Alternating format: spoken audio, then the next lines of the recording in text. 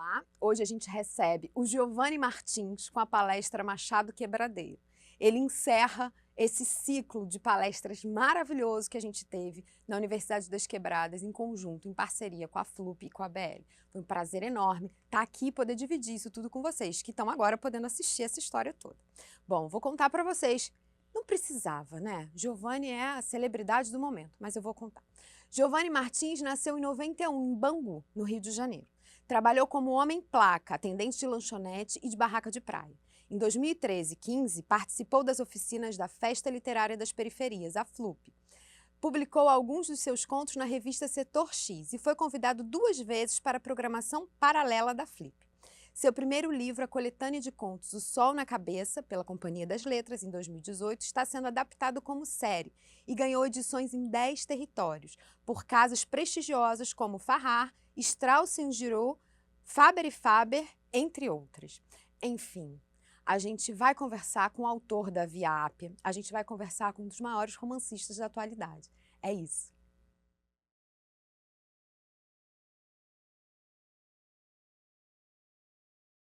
Olá, gente. Boa tarde. Primeiro quero agradecer a presença de todos e todas nesse dia de chuva. A gente sabe como é que no Rio é difícil se locomover. A cidade não foi feita para dias como esse, mas aqui estamos nós. Bom, eu preparei uma fala aqui sobre Machado. Eu não sou professor, nem especialista, mas sou um leitor muito apaixonado e escrevi 2 textos recentemente sobre Machado de Assis, né? Um sobre o Dom Casmurro, que saiu na Antofágica, e mais recentemente agora um sobre o Memórias Póstumas de Brás Cubas. Eu vou falar basicamente mais sobre esses 2 livros, que eu acho que, enfim, são os que estão mais frescos na minha cabeça. Eu acho que são os livros que as pessoas mais conhecem também, né? E são livros também que até quem ainda não teve a oportunidade de ler sabe do que se trata, então acho que ajuda também a gente a se orientar nesse papo. Mas como também é um processo de formação de escritores, eu gostaria também de deixar aberto para daqui a pouco a gente trocar uma ideia sobre isso, se alguém quiser falar sobre o processo, enfim. Para além do Machado, o Machado é um autor que me inspira muito desde cedo, né? Eu leio Machado desde adolescente. E quando eu vou falar de processo criativo, eu acabo sempre citando o Machado de Assis. Então, se a gente partir um pouco mais para esse papo do processo depois, o Machado não vai deixar de estar entre nós. Bom, eu acho que para começar esse papo, eu queria começar a falar sobre o Machado enquanto um autor que bebe da sua própria biografia, né? Acho que hoje em dia a gente vive essa... Hoje em dia não. Acho que na história assim, da literatura a gente tem esse processo de desvalorização do autor que é autobiográfico, né? E uma valorização do autor que inventa as coisas que ele escreve. E isso é uma bobagem, né, para começo de conversa, porque ninguém consegue escrever sobre algo que não viveu.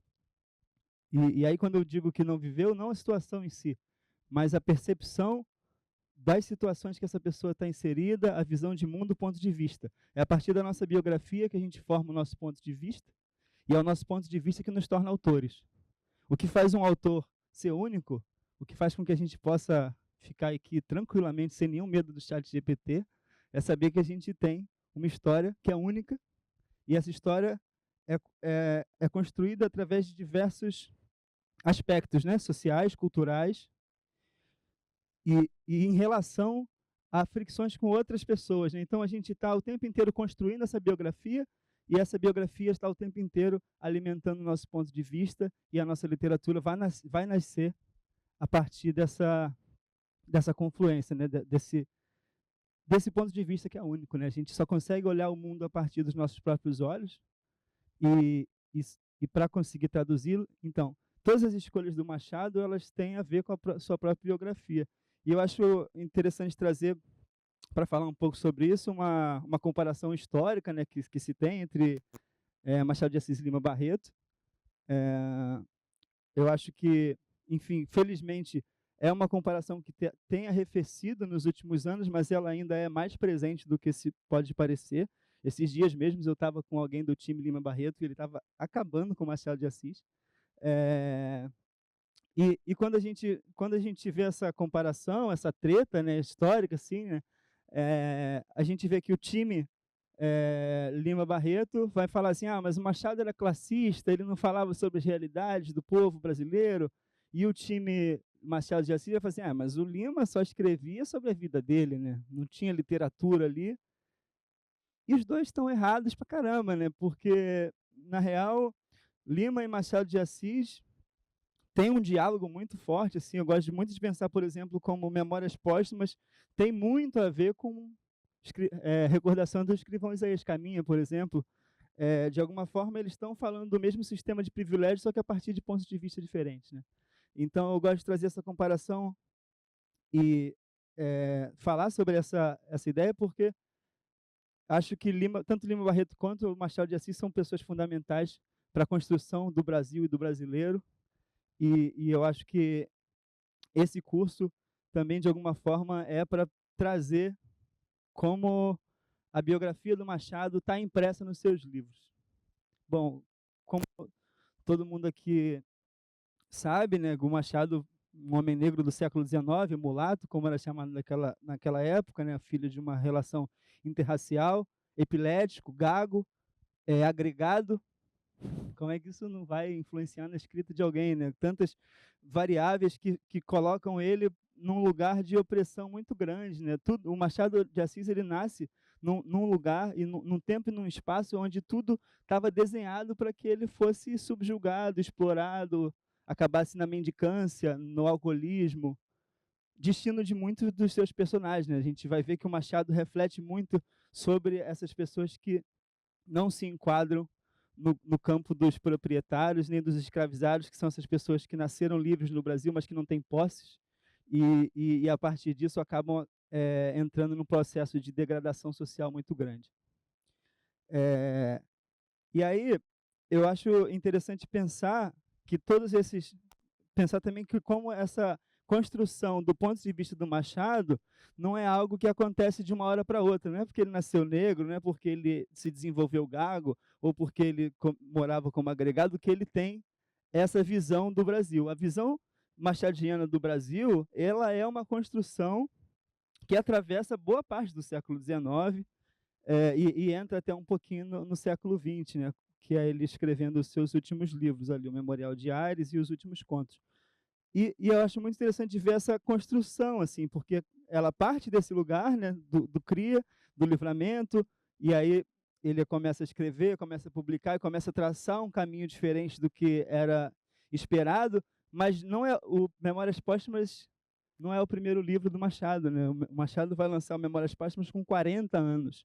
Então, quer dizer, essa visão machadiana é uma construção de 20 e poucos anos de atividade literária, né?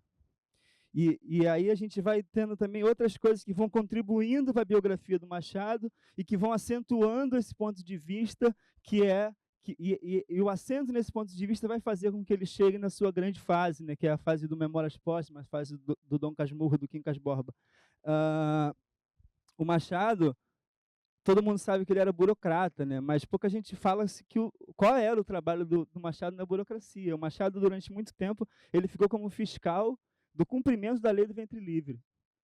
Uma outra ocupação do Machado era no Ministério da Agricultura, que tinha a ver com distribuição de terras.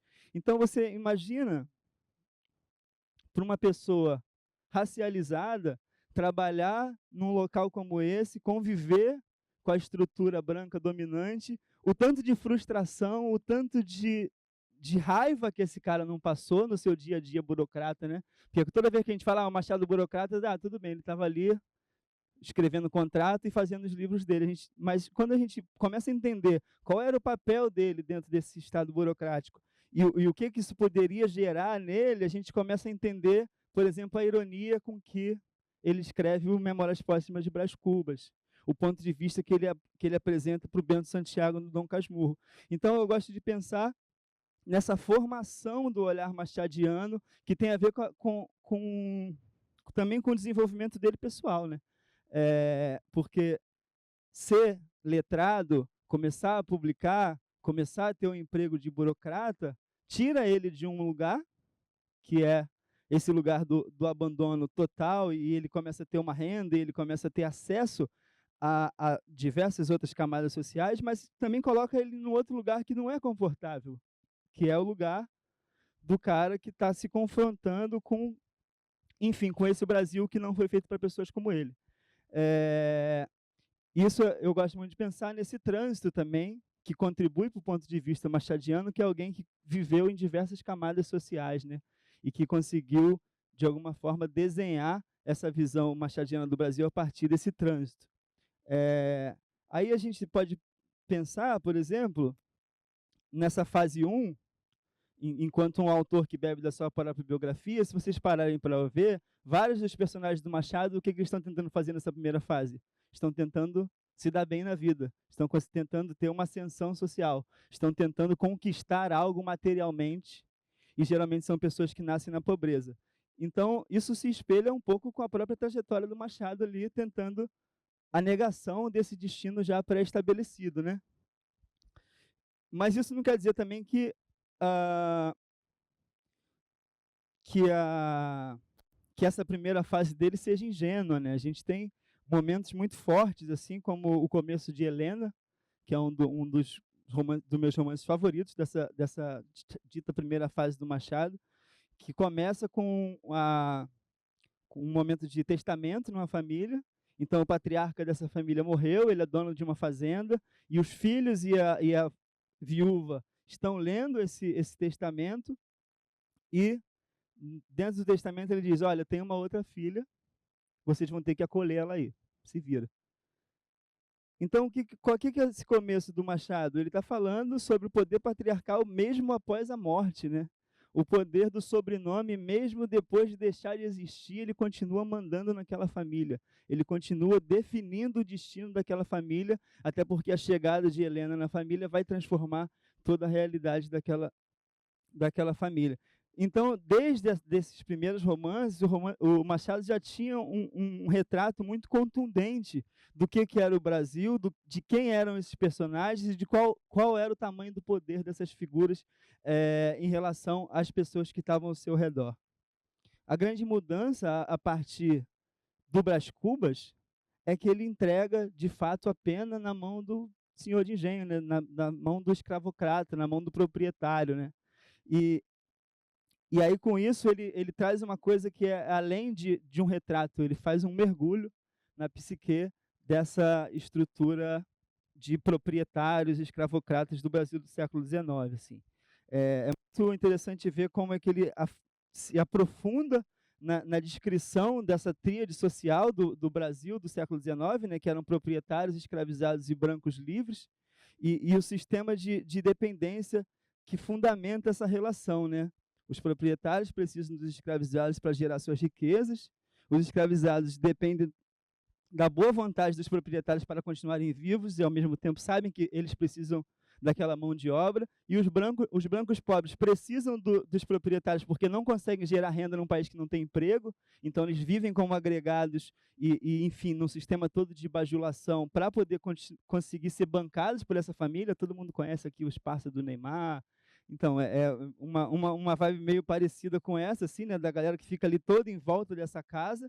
E também essas famílias proprietárias muitas vezes precisam dos brancos livres e agregados para poder legitimar sua própria posição social, né? A gente sabe que o Brasil é um país fundado pela pirataria e pelos saqueadores, e, enfim, estupradores. Então, essa galera que inventa sobrenomes, que forja nobrezas para o próprio sobrenome, precisa também desse grupo de agregados que vai legitimar a nobreza e a função social importante daquela família, né? Todo esse jogo que o Machado vai trazer, do anel, do doutor, e todo esse teatro da burguesia, ele é fundamentado e ele depende da crença de pessoas que precisam daquele dinheiro, né? Como o José Dias e vários outros personagens do Brasil. O que é interessante é que o Machado ele vai para dentro da cabeça desses proprietários, né? E aí ele traz mais do que as situações cotidianas, as situações, enfim, em que essas pessoas estão inseridas, ele traz o modo de pensar dessas figuras, né? E isso é algo muito novo, assim, que depois a gente vai ver acontecer na literatura africana em vários momentos, né, que é num livro de algum autor africano, ter um personagem que é o colonizador. E aquele autor vai entrar na cabeça do colonizador e vai conseguir falar sobre os seus motivos, vai falar sobre as suas, enfim, o que que ele, como é a visão do colonizador para aquele espaço, né, que ele está dominando.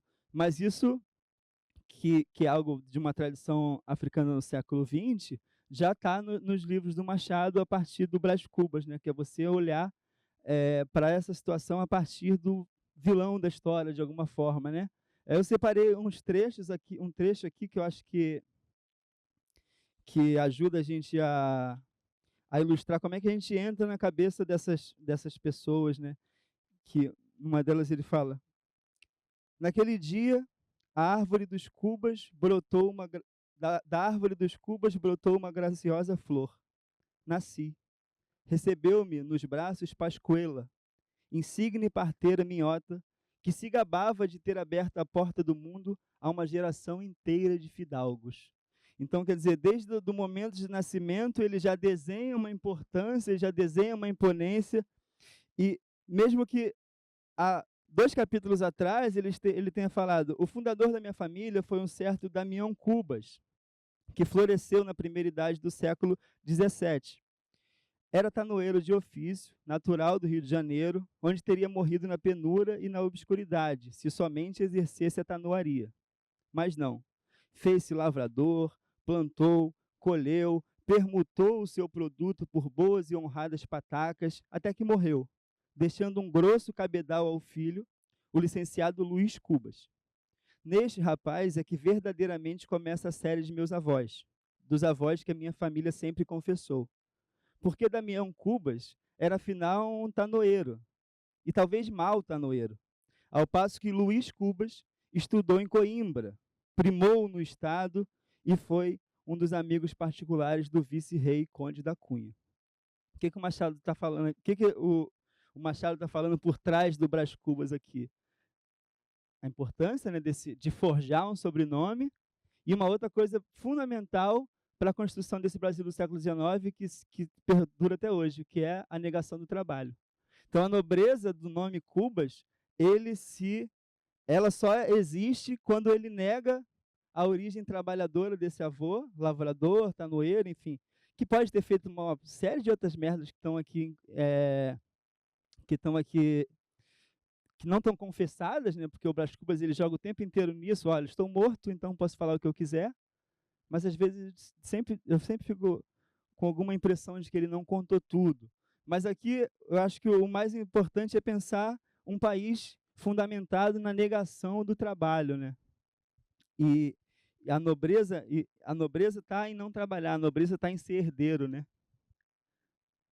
E aí logo depois ele vai contar sobre a Dona Plácida, né? Logo depois, não, bem mais lá na frente do livro, por exemplo, ele vai falar sobre Dona Plácida, que foi uma mulher mais velha que serviu de facilitadora para o grande caso de amor do Brás Cubas, entre muitas aspas. E era uma mulher pobre, branca, pobre, que vivia com medo de morrer na miséria, que em determinado momento do livro mostrou as mãos calejadas para ele enquanto contava a história, mostrou as mãos calejadas para o Brás Cubas. Esse gesto aparentemente não teve nenhuma repercussão. E aí, no final da vida da Dona Plácida, o Brás Cubas relata: depois do almoço, fui à casa de Dona Plácida. Achei um molho de ossos, envolto em mulambos, estendido sobre um catre velho e nausebundo. Dei-lhe algum dinheiro. No dia seguinte, fila transportar para a Misericórdia, onde ela morreu uma semana depois. Minto, amanheceu morta. Saiu da vida às escondidas, tal qual entrara. Outra vez perguntei a mim mesmo, como no capítulo 75, se era para isto que o sacristão da Sé e a doceira trouxeram Dona Plácida da Luz, num momento de simpatia específica. Mas adverti logo que se não fosse Dona Plácida, talvez os meus amores com Virgília tivessem sido interrompidos, ou imediatamente quebrados, em plena efervescência. Tal foi, portanto, a utilidade da vida de Dona Plácida. O que o Machado está mostrando aqui para a gente? Uma pessoa que acha que outras figuras nascem para que a vida dela aconteça, né?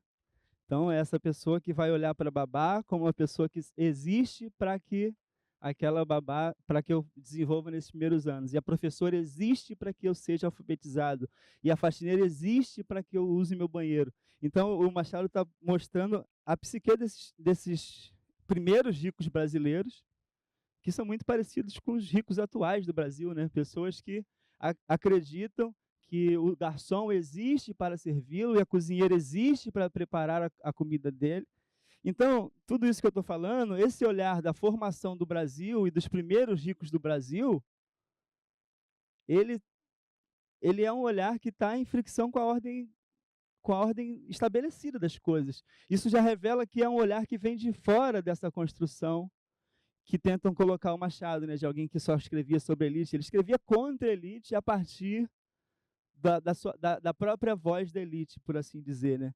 E isso fica muito claro em vários momentos, né? Eu acho muito bom como ele fala sobre essa grande promessa, a promessa de um grande futuro, né? O Brás Cubas, ele passa o tempo inteiro, o livro inteiro, tentando se inscrever na eternidade, né? Ele nasceu com essa parteira que deu à luz a uma geração de fidalgos, e ele aprendeu a ler cedo, ele aprendeu a andar rápido, e ele era muito esperto, e isso era o grande assunto, né, na sua família, assim, a grande capacidade do Brás Cubas, e ele compra essa promessa. Pois é, sou especial, como sou especial, vou fazer algo que me marque no tempo, né? Então ele vai tentar várias coisas, né? Ele tenta ser deputado, ele tenta fazer um emplastro que vai mudar o mundo. Aí ele vai tentando várias coisas, até no final ele vai fazer caridade, né? Para poder, enfim, dar algum sentido à vida dele, assim, né? Então a gente vê que essa fixação do Brás Cubas ao longo do livro todo, ele está nessa promessa. Primeira, você é especial porque você nasceu na família certa e no lugar certo. Mas o que acontece? Não existe cotas, né, para os especiais, né, porque ele o tempo inteiro parece que ele está falando sobre isso. Eu tenho minha cota de especialidade, eu tenho minha cota na eternidade, só preciso acertar o que eu vou fazer para ela dar certo. Só que as coisas não vão acontecendo para ele, e ele vai escrever esse livro, depois de morto, como uma última tentativa de conseguir fazer algo duradouro, permanente. Nem todo mundo consegue escrever um livro depois de morto. Então, o que rola com essa promessa não cumprida? Um vazio existencial, né? Uma espécie de frustração por não ter aquilo que se poderia ter. Eu gosto de pensar no Brás Cubas como um exemplo do fracassado de sucesso, né? Ele é uma pessoa que tem muito mais do que mereceria ou do que fez por merecer, uma pessoa que nunca trabalhou na vida e tem posses enfim, e consegue determinar coisas importantes na vida de várias outras pessoas, uma pessoa que nunca trabalhou, mas ele tem muito menos do que aquilo que ele sabe que ele poderia ter alcançado a partir da posição de privilégio dele. Ele sabe que ele poderia ter sido deputado, ele sabe que ele poderia ter sido ministro, ele sabe que dentro do esquema social que ele foi criado, ele não foi suficientemente bem. Então isso cria essa dicotomia, né, entre o fracasso e o sucesso, e ele está nos dois. Ele teve sucesso porque ele não passou fome, ele não precisou trabalhar e teve um monte de posse, mas ele foi um fracassado porque ele não conseguiu sair da mediocridade a qual ele, enfim, viveu a vida inteira. E eu acho genial nesse sentido, uma coisa formal do Machado nesse livro é a antitrama, né, a não ação. A vida do Brás Cubas, ela é completamente banal, né, não tem nenhum interesse, assim, os casos são completamente difusos, e o livro ele se baseia exatamente na construção desse personagem, assim, ele fica completo através do livro, o livro inteiro, assim, porque você vai conhecendo esse personagem, você vai conhecendo essas famílias, né? Porque quando você vai falar da família Cubas, você pode trocar esse sobrenome por vários outros, e o livro é sobre isso, né? Sobre a fundação desse Brasil, sobre essas figuras que mandaram e mandam no país até hoje, sem ter a menor capacidade para ocupar os espaços que elas ocupam. E aí, falando de uma maneira formal sobre esse livro e os que vêm depois, tem uma coisa interessante quando o Machado dá a pena para o escravocrata e começa a contar essas histórias em primeira pessoa, é porque ele começa o movimento de contar, de ter essa dualidade, né? É um livro dentro de um livro e um autor por trás de um autor, né? Então, quando eu leio Brás Cubas, e até o Dom Casmurro também, eu sinto que existe uma tríade, né? Que fica assim, o Brás Cubas, o leitor e o Machado de Assis, assim, né? É como se a gente tivesse os três assim nessa mesa. E aí, eu acho muito forte assim a maneira como o Machado consegue dar voltas nesse jogo, né? Porque, por exemplo, o Brás Cubas, ele é um cara que, apesar de medíocre, ele teve tempo para estudar, teve tempo para ler, então ele é versado na alta cultura ocidental. Ele vai falar sobre os romanos, ele vai falar sobre os gregos, ele vai falar sobre vários casos assim da cultura ocidental. Só que o que que ele faz? Ele usa situações completamente banais da vida dele em comparação a imperadores romanos. E o que é completamente risível. Ele está falando sobre um atraso que ele teve para almoçar com fulano, e ele se lembra de uma história da Grécia Antiga. Aí aquela história com aquele almoço não conversa, assim, né? Então, o que rola nesse jogo? O Machado, com o mesmo texto, ele consegue zombar do Brás Cubas, mostrar como ele é ridículo em tentar cuspir essa erudição. Ele consegue encantar o leitor com informações interessantes, muitas vezes, e ele consegue ainda tirar uma onda, falar assim, eu entendo sobre esse bagulho, mas não levo muito a sério, né? Porque é esse o uso que eu vou fazer dessas histórias todas. Então, eu acho uma volta muito grande, assim, que ele dá com o mesmo texto alcançar tantas camadas, assim. Ele, inclusive, enaltece os leitores algumas vezes, faz o leitor se achar muito inteligente, por estar pegando alguma daquelas referências, por conhecer alguma daquelas histórias, né? Esse jogo no Dom Casmurro ele vai se aplicar de uma forma um pouco diferente, e aí eu acho interessante pensar que o Bento Santiago ele vem depois, né, do Brás Cubas. O Dom Casmurro é um livro que ele publica depois e de alguma forma para mim uma espécie de desdobramento assim dessa relação entre narrador, autor e leitor, assim, né?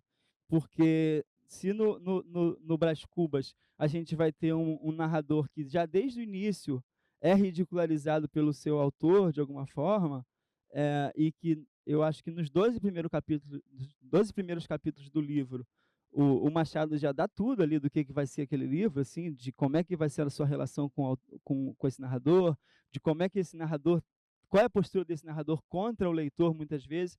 No Dom Casmurro, ele consegue criar uma coisa diferente, né? Ele consegue criar uma espécie de simpatia maior pelo Bento Santiago em algum momento do que pelo Brás Cubas. Isso porque o Dom Casmurro ele tem uma trama, né? Uma trama que você acompanha, né?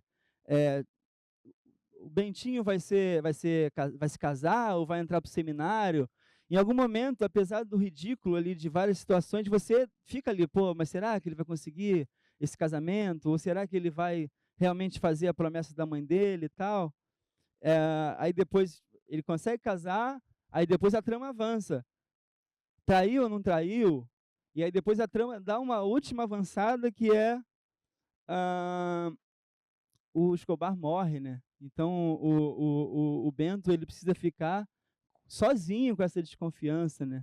É, então eu acho que o Dom Casmurro ele consegue criar um pouco mais de aproximação com o leitor, mas quando você olha para a história, você vai ver que o Bento Santiago e o Brás Cubas são pessoas muito parecidas.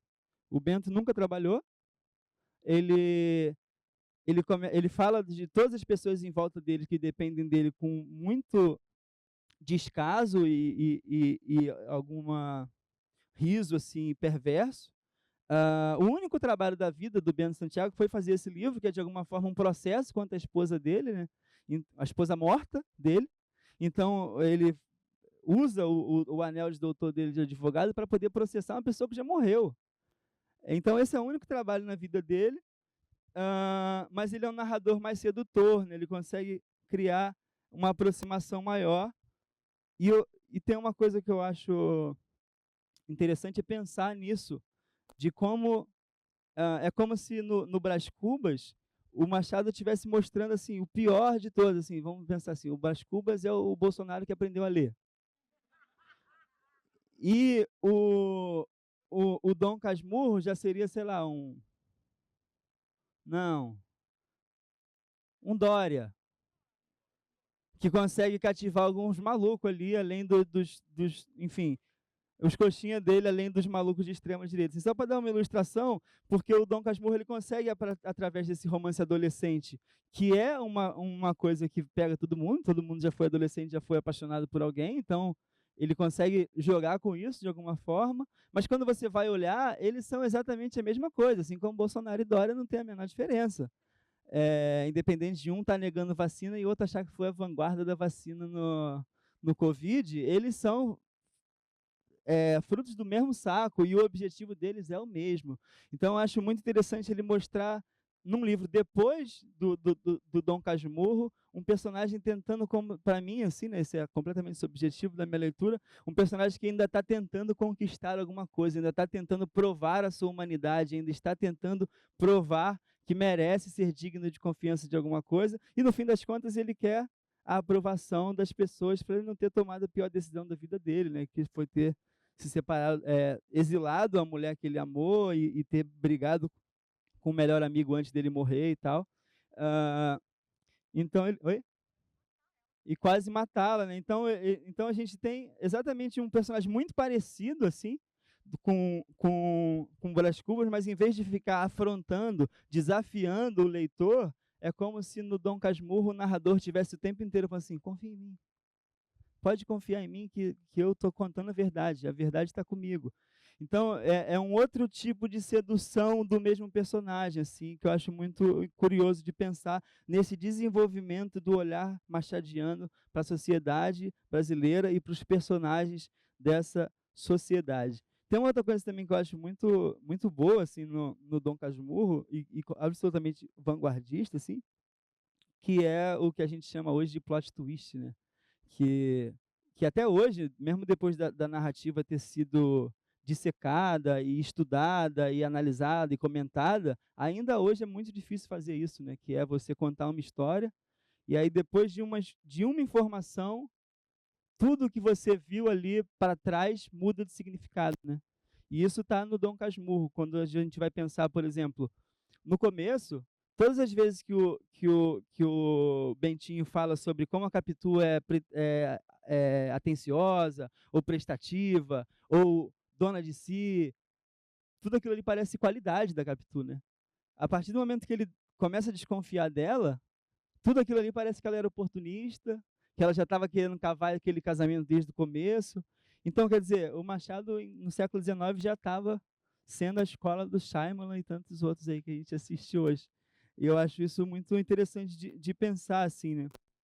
Mas o que eu acho que esses dois livros e a obra do Machado acaba passando, que eu acho que eu quis trazer para cá hoje, que não foi pensar que o Machado não chegou em Pai contra Mãe e disse que nem toda criança vinga, só porque ele nasceu negro ou nasceu no Morro do Livramento e tal. Foi uma construção de uma vida inteira até chegar nessa visão política, mas também formal sobre sobre o que é o Brasil e como narrá-lo.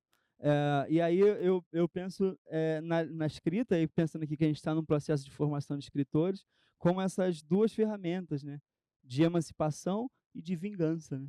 Eu acho que a leitura que eu faço para Machado de Assis ao longo dessas obras todas é, primeiro, as letras como a emancipação, a forma com que você escapa do destino traçado, a forma que você consegue construir um novo mundo, né? Eu acho que escrever tem a ver sempre com construções de novos mundos e novos imaginários, e o Machado consegue construir um novo imaginário para a vida dele, um novo lugar para existir a partir das letras. Eu gosto de pensar de que a única coisa maior do que a literatura fez pela vida do Machado é o que o Machado de Assis fez pela literatura, né? E nesse processo assim de usar as letras como emancipação, ele vira uma exceção. Um homem negro do século XIX não era para estar na posição do Machado, de fundador da Academia Brasileira de Letras. Ele vira uma exceção, só que essa exceção não blinda ele da vida que ele vai ter que levar dali para frente, né?